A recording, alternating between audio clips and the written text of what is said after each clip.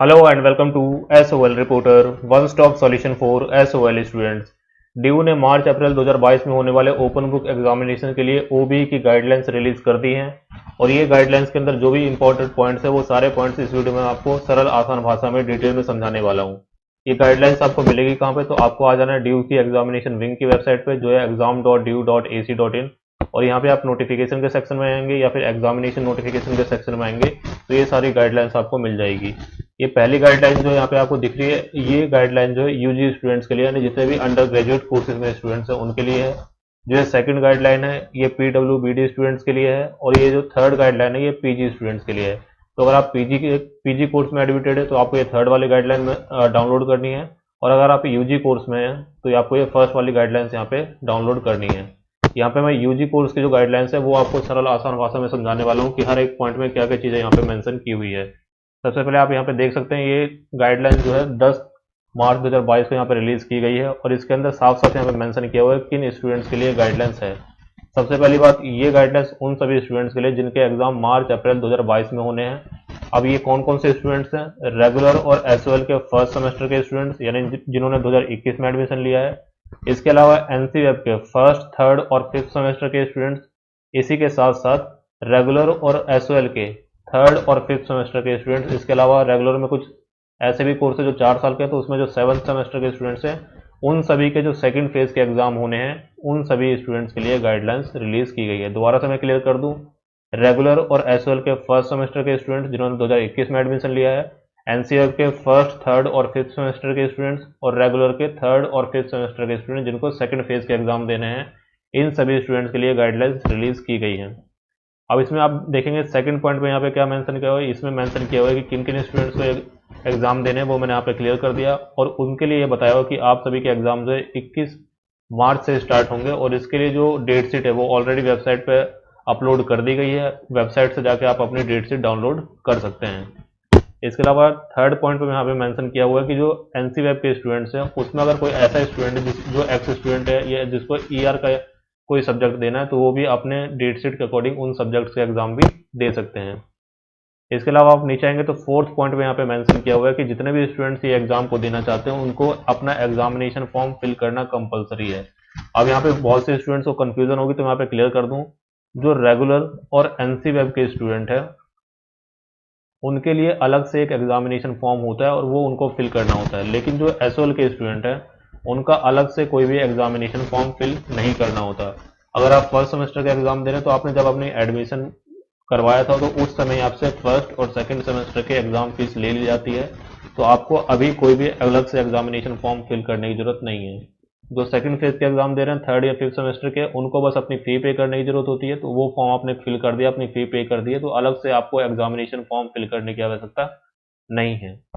जो fifth point है यहाँ पे मेंशन किया हुआ कि आपके एडमिट कार्ड जो जल्दी यूनिवर्सिटी की वेबसाइट पे आ जाएंगे। जो एसओएल के स्टूडेंट्स हैं उनका जो एडमिट कार्ड है वो स्टूडेंट डैशबोर्ड में आएगा और जब एडमिट कार्ड आपका आएगा तो उस एडमिट कार्ड में आपको चेक करना है कि आपकी सारी जो डिटेल्स हैं वो वहाँ पे करेक्ट हो, क्योंकि वही डिटेल्स जो आपकी जो डिग्री होती है उस पर भी पब्लिश की जाती है, उस पर भी सेम डिटेल्स आपकी मेंशन की जाती है। इसके अलावा 6 पॉइंट में यहाँ पे मेंशन किया हुआ है कि आप जो स्टूडेंट्स हैं अपने कॉलेज या इंस्टीट्यूट से कांटेक्ट में रहें। हो सकता है कॉलेज के द्वारा कोई अपडेट जो आपको ईमेल के थ्रू, एसएमएस के थ्रू या फिर मैसेजिंग ऐप लाइक व्हाट्सएप के थ्रू आपको दी जाए। हालांकि एसएल में ऐसे व्हाट्सएप वगैरह ग्रुप वगैरह कोई बनाए नहीं जाते तो आपको इतना परेशान होने की जरूरत नहीं है। 7 पॉइंट में यहाँ पे मेंशन किया हुआ है कि जितने भी कॉलेज या इंस्टीट्यूट है वो अपने एक ईमेल आईडी की लिस्ट निकालेंगे जिसमें जितने भी उनके नोडल ऑफिसर्स होंगे उनके वहाँ पे ईमेल आईडी और फ़ोन नंबर उसमें दिए होंगे और उनसे क्या होगा, जब आप एग्ज़ाम दे रहे होंगे, मान लीजिए एग्ज़ाम के टाइम आपको कोई इशू आता है, कोई प्रॉब्लम आती है, तो आप इन नोडल ऑफिसर को कांटेक्ट कर सकते हैं, वो आपकी सहायता करेंगे। हालांकि एसएल के केस में हो सकता है कि थोड़ा लेट ये नोडल ऑफिसर के जो कॉन्टैक्ट डिटेल्स है वो वेबसाइट पर डालें, लेकिन जनरली ये वेबसाइट पर डाल देते हैं। इसके अलावा 8 पॉइंट में यहाँ पे मेंशन किया हुआ है कि जब आप अपने ऑनलाइन एग्जाम दे रहे होंगे तो आपको अपना जो फर्स्ट पेज होगा उस पर क्या क्या डिटेल मेंशन करनी है। तो यहाँ पे मैं क्लियर कर दूँ, जैसे मान लीजिए आपको ऑनलाइन एग्जाम देने, ओबी एग्जाम देने, तो उसमें आपको जनरली 6 क्वेश्चन आपके आएंगे, उसमें से आपको 4 क्वेश्चन करने होंगे, 4 क्वेश्चन अटेम्प्ट करने होंगे। अब इन 4 क्वेश्चंस की आपके जब सॉल्व करेंगे तो इनकी 4 अलग अलग पीडीएफ बनाई जाएंगी। इस तरह से मान लीजिए आपकी 4 पीडीएफ बनेंगी। अब इन चारों क्वेश्चन की 4 पीडीएफ बन गई। अब इसका जो फर्स्ट पेज होगा, चारों पीडीएफ के फर्स्ट पेज पे आपको कुछ डिटेल्स मेंशन करनी होंगी। वो क्या डिटेल्स होंगी वो यहाँ पे मेंशन की हुई हैं, और यहाँ पे साफ साफ लिखा हुआ है कि ये जो डिटेल्स यहाँ पे दी गई हैं सिर्फ यही डिटेल आपको यहाँ पे लिखनी है। इसके अलावा कोई भी personal detail like email ID, mobile number या फिर नेम ऑफ द कॉलेज, इस तरह की कोई भी डिटेल्स आपको मेंशन नहीं करनी है। अगर आप इनमें से कुछ मेंशन करते हैं तो इसको अनफेयर मीन्स ट्रीट किया जाएगा। इसके अलावा नाम भी आपको मेंशन नहीं करना है, क्योंकि वो भी एक पर्सनल इन्फॉर्मेशन होती है। तो यहाँ पे 6 डिटेल्स आपको फ्रंट पेज पे लिखनी है। क्या क्या है ये? Date and time of examination, examination roll number, ये एग्जामिनेशन रोल नंबर आपके एडमिट कार्ड में मेंशन होगा। Name of the programme, BA BCom जो भी आपका है वो यहाँ पे मेंशन करेंगे। सेमेस्टर ईयर, तो जैसे फर्स्ट सेमेस्टर है तो फर्स्ट यहाँ पे मेंशन करेंगे, या फिर थर्ड या फिफ्थ सेमेस्टर है तो वहाँ पे मेंशन करेंगे। फिर आपका यूनिक पेपर कोड, ये भी आपका क्वेश्चन पेपर पे मेंशन होगा। इसके अलावा जो आपका एडमिट कार्ड होगा उसमें भी मेंशन होगा। Title of the paper, title of the paper का मतलब है जो सब्जेक्ट है आपका उसका नेम क्या है, तो ये भी आपका एडमिट कार्ड और क्वेश्चन पेपर दोनों ही पे मेंशन होगा। तो ये 6 डिटेल्स जो है आपको फ्रंट पेज पे मेंशन करनी है। जो 4 पीडीएफ आप बनाएंगे, 4 क्वेश्चंस की अलग अलग पीडीएफ, उस पर आपको मेंशन करनी है।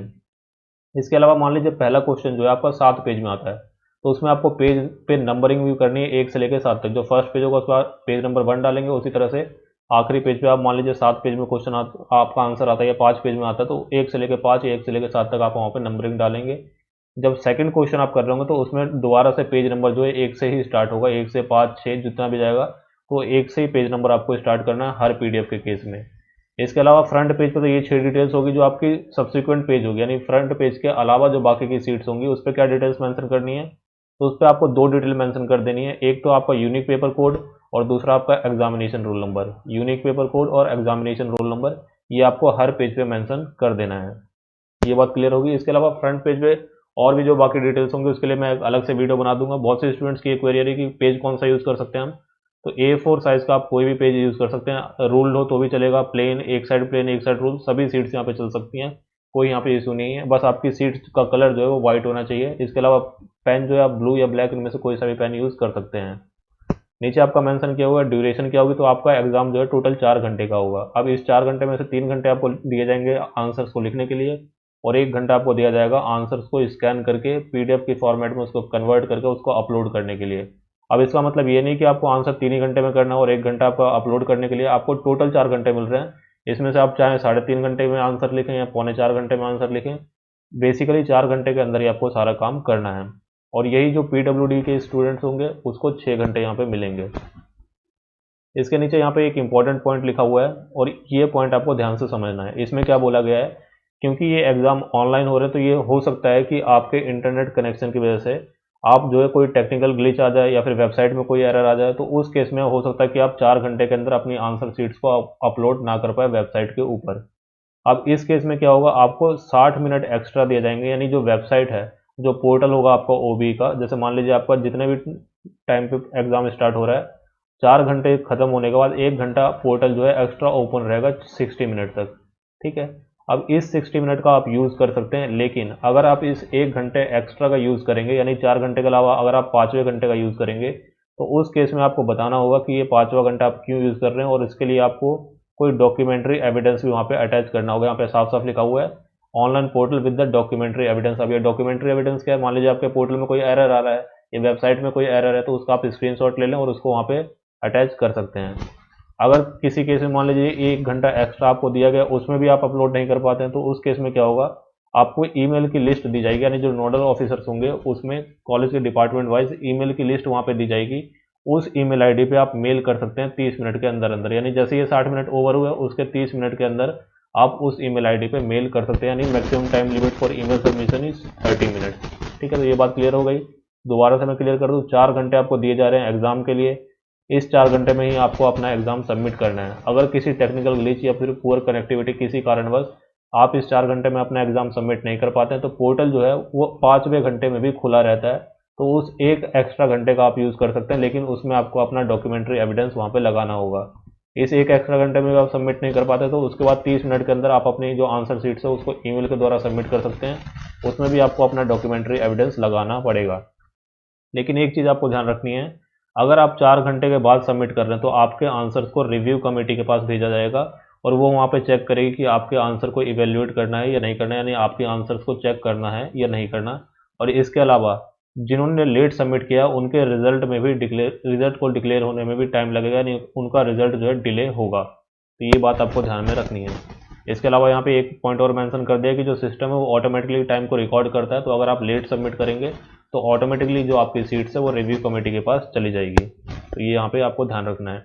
इसके अलावा 10th पॉइंट में यहाँ पे लिखा हुआ है कि जब आप एग्जाम दे रहे होंगे आपको एक अंडरटेकिंग वहाँ पे क्लिक करना होगा जिसमें जो अनफेयर मीन्स की अंडरटेकिंग है उस पर आपको क्लिक करना होगा। इसका मतलब ये है कि आप एग्जाम देने के लिए किसी अनफेयर मीन का यूज़ नहीं कर रहे हैं। इसके अलावा आपको ये घबराने की जरूरत नहीं है कि आप बुक वगैरह जो है वो यूज़ कर सकते हैं, अपना स्टडी मटेरियल यूज़ कर सकते हैं आंसर लिखने के लिए, उसमें कोई दिक्कत नहीं है।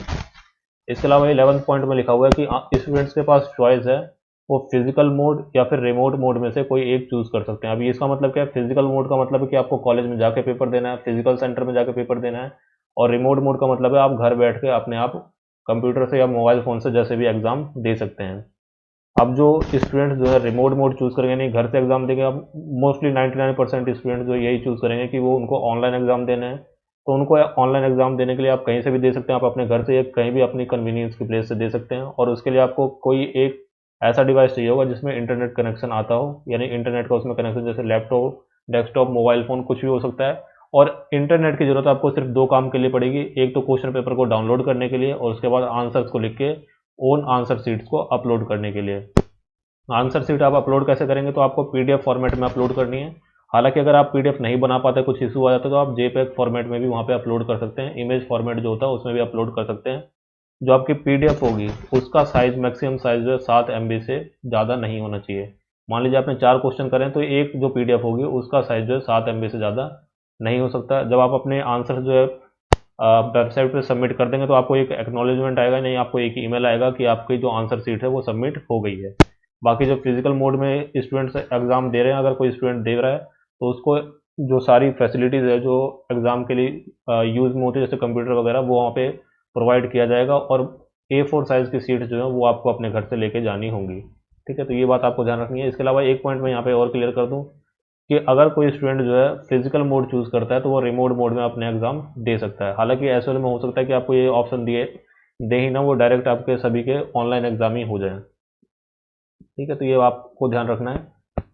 इसके अलावा आप नीचे आएंगे तो यहाँ पे वेबसाइट मेंशन की हुई है कि किन स्टूडेंट्स को किस वेबसाइट से अपने एग्जाम देने। तो जो रेगुलर और एनसीवेब के स्टूडेंट्स हैं उनके लिए वेबसाइट है ove.uod.ac.in, और जो एसओएल के स्टूडेंट्स हैं उनके लिए वेबसाइट है sol.ove.uod.ac.in। अभी मैं आपको दिखा दूंगा ये वेबसाइट किस तरह से काम करती है, वो सारी चीज़ मैं आपको समझाऊंगा। इसके अलावा आप नीचे आएंगे तो यहाँ पे इस पॉइंट में मेंशन किया हुआ है कि वही सारी कि किन स्टूडेंट्स के लिए एग्जाम है, और यहाँ पे जो लास्ट पॉइंट है इसमें मेंशन किया हुआ है जो भी ऑफिशियल अपडेट्स होगी वो ड्यू की वेबसाइट पे, और जो आपकी पर्टिकुलर कॉलेज की वेबसाइट है, जैसे एसओएल के केस में जो एसओएल की वेबसाइट है उस पर सारी इन्फॉर्मेशन जो है प्रोवाइड की जाएगी। तो ये सारी गाइडलाइंस थी। जो दोबारा से मैं क्लियर कर दूं, ये एग्ज़ाम जो है मार्च अप्रैल में होने वाले हैं। ये रेगुलर और एसओएल के फर्स्ट सेमेस्टर के स्टूडेंट्स, एनसीवेब के फर्स्ट, थर्ड और फिफ्थ सेमेस्टर के स्टूडेंट, और इसी के साथ साथ रेगुलर और एसओएल के जो थर्ड और फिफ्थ सेमेस्टर के स्टूडेंट जिनके सेकंड फेज के एग्जाम है, उन सभी स्टूडेंट्स के लिए जो गाइडलाइंस है वो यहाँ पे दी गई हैं। अभी वेबसाइट की बात करें तो अगर एसओएल की बात करें तो एसओएल के लिए स्टूडेंट्स के लिए जो वेबसाइट है वो है solove.uod.ac.in। तो ये वेबसाइट कुछ इस तरह से आपको दिखेगी, इस पर आप देख सकते हैं solove.uod.ac.in। अब यहाँ पे मैं एक चीज़ क्लियर कर दूँ, एसओएल के स्टूडेंट्स को कोई एग्जाम फॉर्म फिल नहीं करना होता, आपको बस अपना एडमिट कार्ड आने के बाद एक ओबीई का रजिस्ट्रेशन करना है। वो किस तरह से करना है आप इस वेबसाइट पाएंगे, ये सारी यहाँ पे वही गाइडलाइंस मेंशन की हुई है, इसमें कुछ खास नहीं है। यहाँ पे देखेंगे इस तरह से आपको यहाँ पे लॉगिन करना होगा। अब लॉगिन करने के लिए आपको एग्जामिनेशन रोल नंबर चाहिए और पासवर्ड चाहिए।